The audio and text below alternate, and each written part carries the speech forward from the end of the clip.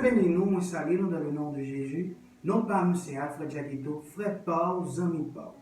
Je dis à vous partager avec vous un sujet qui est vraiment important, j'ai que mon aime béni la donne et me ramener pour bénir la donne.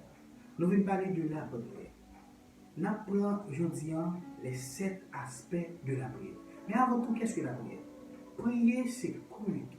La prière, c'est la communication. Nous regardons dans la communication, il y a parler, écouter. D'accord? Parler et écouter. Mais nous-mêmes, souvent, lorsque nous prions, nous prions, nous parler, l'infini dit Amen, sans que nous pas Dieu ait un temps pour parler avec nous, pour nous tendre. D'accord? Donc, pile nous, c'est pour ça que nous-mêmes nous prions. Mais ça c'est à cause du manque d'enseignement. Lorsque dans le moment spirituel, lorsque dans le moment de communication avec Dieu, ou parler, Dieu parler, et qu'on obtient une réponse. D'accord? Dieu parler et on obtient une réponse. C'est-à-dire dans la prière, ou parler, Dieu parler, et maintenant on attend la réponse. D'accord? Les 7 aspects de la prière. Quels sont les 7 aspects, moi, que je vais avancer de la prière? On a la pétition. La pétition ou encore demande. Pétition, c'est phase élémentaire qui vient dans la prière. Mais Dieu, lui, prend plaisir pour l'exaucer. D'accord? Lorsque nous allons rapidement dans Matthieu 7, verset 7, lorsque les disciples ont parlé avec Jésus, Jésus-Christ dit, demandez et l'on vous donnera. Cherchez et vous trouverez. Frappez et l'on vous ouvrira. D'accord? C'est Jésus-Christ qui a parlé avec les disciples. Ok? Ça, c'est la pétition. C'est une demande qu'on fait lorsque on va prier. C'est un aspect. Les prières qu'on fait, c'est prières de confession. Au moment de confession, d'accord? C'est lorsque péché avec maître. D'accord? Péchera avec maître. Lorsque Jésus-Christ est mourir, il est effacé ce qui a rapport avec Fortan, le sacrificateur. Il vient effacer ça directement. Alors Dieu, avec le Saint-Esprit comme témoin, comme ce juge et avocat, est capable ou même intercéder, demander Dieu pardon, parler avec Dieu, d'accord, ou confesser ou même directement avec Dieu. C'est la confession. Devant la croix de Christ, nous recevons la purification par le sang de Jésus et nous avons la certitude d'être pardonnés. C'est la confession. Dans le moment de confession, on a en face la croix, la mort à traversée de Jésus-Christ. 1 Jean 1 verset 9 et 10. 1 Jean 1 verset 9 et 10. D'accord, il dit, si confessons-nous nos péchés, il est juste pour nous pardonner nos péchés et nous nettoyer de toutes nos maladies. D'accord? Et nous guérir de toutes nos maladies. Là, on parle de la confession. Lorsque vous honnête nos confessions avec Dieu, Dieu voit tout, Dieu sait tout. D'accord? Non seulement pour que ce soit à l'aise, c'est lorsque vous confessez péché que avec Dieu. Parce que lorsque vous laissez confesser péché avec un pasteur, un leader, un ami, il va cacher quand même. Il va ça qui est plus important, va cacher. Ça, si on connaît de où, vous ne pouvez pas parler avec vous quoi. Vous n'avez pas de valeur que vous connaissez bon quoi. Ou pas dire vraiment. C'est lorsqu'on confesse ses péchés avec Dieu, on est libre pour dire toute bagaille. Parce que Dieu sait tout. D'accord? Là, pour le troisième aspect, c'est la louange. La louange, c'est la célébration encore éloge. Nous célébrer et nous éloger. Une église vivante loue le Seigneur de tout son cœur. Une église qui vivant, il loue l'Éternel avec tout cœur. Il loue l'Éternel dans toutes circonstances. Ça bon, ça pas bon, il loue l'Éternel. Là, nous regardons rapidement dans le livre Éphésiens 5, versets 18 et 19. D'accord? 18 et 19. Nous dit, vous et ne jouez pas de vin, c'est de la débauche. Soyez au contraire remplis de l'esprit. Entraînez-vous par des psaumes, ça c'est verset clair. Entraînez-vous par des psaumes, par des hymnes, par des cantiques spirituels, chantant et célébrant de tout votre cœur les louanges du Seigneur. Ça, nous allons parler de troisième aspect qui vient dans la prière, c'est la louange. Quatrième aspect qui vient dans Dans la prière, pas oublier, je dis, on a parlé de 7 aspects qui existent dans la prière. D'accord? C'est la reconnaissance. Reconnaissance, on parle de reconnaissance ou encore action de grâce. Lorsque vous reconnaissez ce que Dieu fait pour vous, lorsque vous reconnaissez la grandeur de Dieu dans la vie, ou bien au traitement des bons Dieu, Dieu baroule, ok, vous voulez rendre une action de grâce à l'éternel. Ou bien vous voulez éloger l'éternel pour saluer. D'accord? Lorsque nous regardons dans le même livre Éphésiens 5, verset 20, il dit rendez continuellement grâce pour toutes choses à Dieu le Père, au nom de Jésus, Seigneur et Maître. D'accord?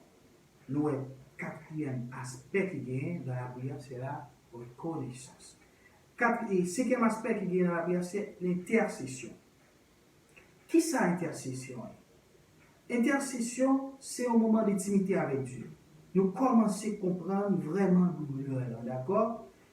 Elle pèse sur notre cœur et devient un fardeau.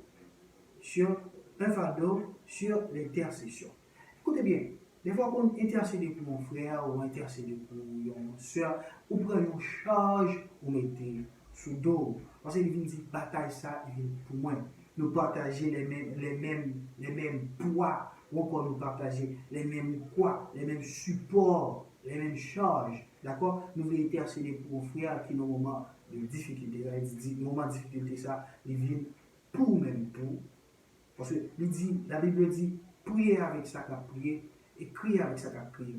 Lorsque nous allons rapidement dans Éphésiens 6, verset 18 et 20, nous sommes capables d'aller lire le passage là complet.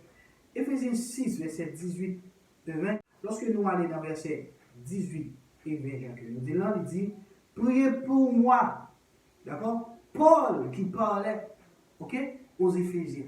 D'accord? Il a parlé avec Éphésiens, il a dit, priez pour moi, afin qu'il me soit donné, quand j'ouvre la bouche, de faire connaître ardemment et librement le mystère de l'évangile. C'est une intercession que Paul a demandé. D'accord? Il dit, pour lequel je suis ambassadeur dans la chaîne et que j'en parle avec assurance, comme je dois le parler. Comme je dois parler. Alors, on parle maintenant de l'intercession. C'est ce cinquième aspect que nous allons développer pour aujourd'hui. Sixième aspect, c'est l'adoration. Il y a des gens qui différencient adorer et prier. Prier, c'est un aspect lié. Adorer, c'est un aspect lié dans prier. Dans l'Ancien Testament, l'adoration se traduisait par une attitude physique. La prosternation dans la Nouvelle Alliance. Notre esprit est dans une attitude de prosterner devant Dieu. D'accord? C'est là où on complète de nous-mêmes. L'autre prie ou abonner les têtes. Complètement. D'accord? Complètement. Et si on a pas pour nous faire plus attention pour être capable d'identifier quel type de prière que nous devons faire. Lorsque nous avons prié pour nous connaître quel type de prière que nous avons besoin. Corps nous, cœur nous, âme nous, l'esprit nous, besoin. Quel type de prière. Pour ne pas faire un tohu-bohu, pour ne pas mélanger tout ensemble. D'accord? Là, on parle de l'adoration. Ok? Les nous regardons rapidement Jean 4, verset 23 et 24, qui ça dit? Mais l'heure vient, et elle est déjà venue, où les vrais adorateurs adorent en esprit et en vérité, car ce sont les adorateurs que le Père a demandé. Dieu est esprit, il faut que ceux qui l'adorent en esprit et en vérité. D'accord? Moment d'adoration, c'est moment de prière, c'est une communication qui est liée. Alors, lorsqu'on va adorer Dieu, Dieu a tendance à faire, Dieu a ressenti à faire, Dieu a vu à faire, mais on fait en esprit et en vérité. Ça, c'est un aspect que nous partageons. Septième et dernier aspect que nous avons partagé, c'est la communion. On nous dit communion encore, partage. Parce que lorsqu'on a communié avec Dieu, nous trouvons notre raison d'être dans l'union intime avec Dieu. Il nous communique ses pensées, ses sentiments et nous révèle son plan.